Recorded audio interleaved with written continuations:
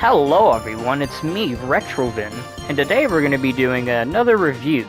This time we'll be reviewing Bobble for Friends. Don't forget the Baron is back, that's in the title.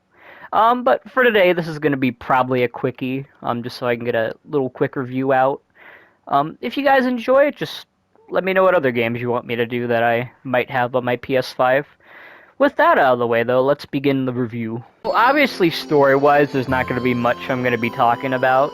It's very basic. It's a little different from the other Bobble games, where, like, the original intent of the first game was, like, to save your dinosaur girlfriends, because you got turned into dinosaurs.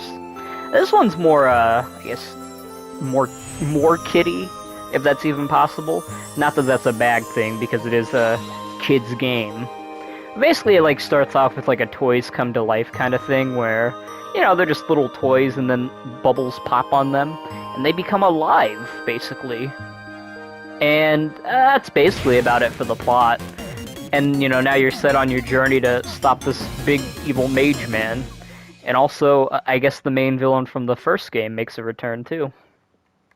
So, within the game, you have the option to play as 4 different characters. You could play as Bub, you could play as Bob, and you could play as 2 other characters. And that's where the whole title Bobble for Friends comes in. Now, sadly, I do not have 3 other people who could play the game at the moment, so it's merely just me. But just to, you know, add that in, that is an option you could do if you want friends to play with, and I'd say it's a really good game for that, especially. But if you just want to play by yourself, it's also a very solid experience, too. There's not a ton to it, but it has very nice arcadey fun. So within the game, you basically go through a bunch of levels, you know, pop people with your bubbles.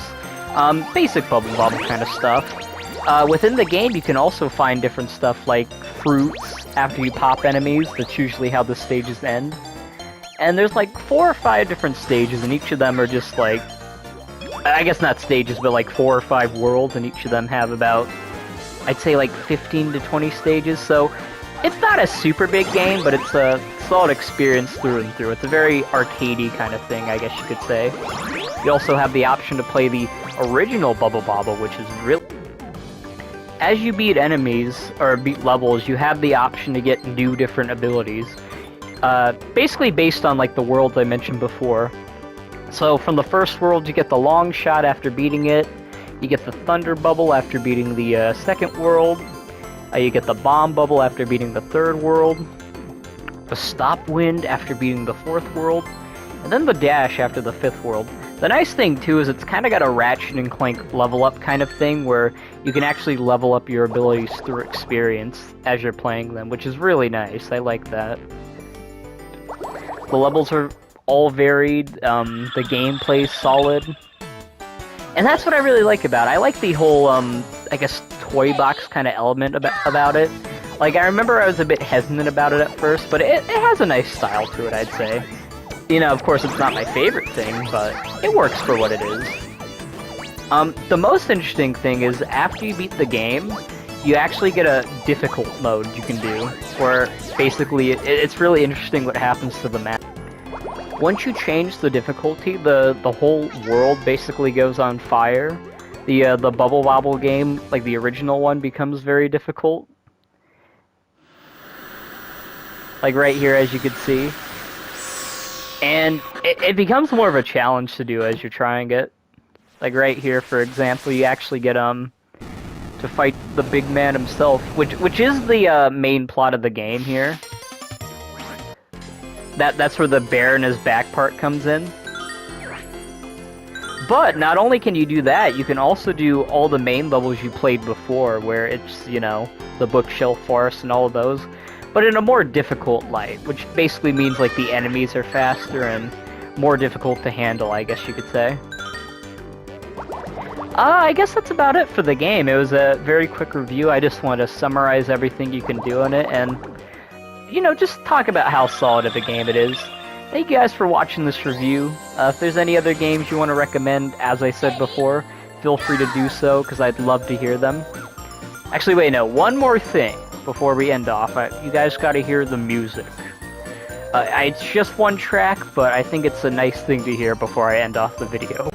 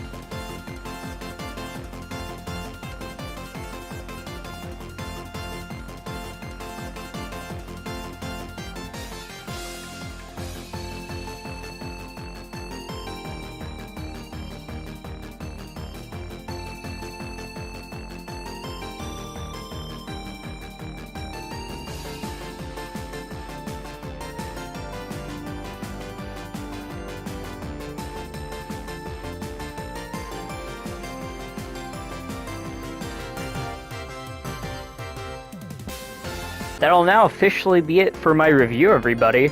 I know this one was a bit of a quick one, but there wasn't really much to talk about in the game. Like, aside from all, like, the small little things you could do.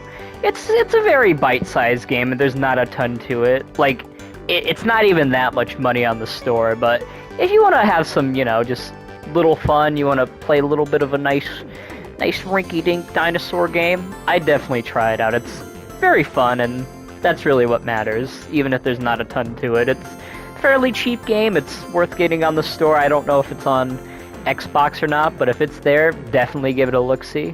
Anyways, though, that'll be about it for this video. Thank you guys for watching, and I'm out. Peace.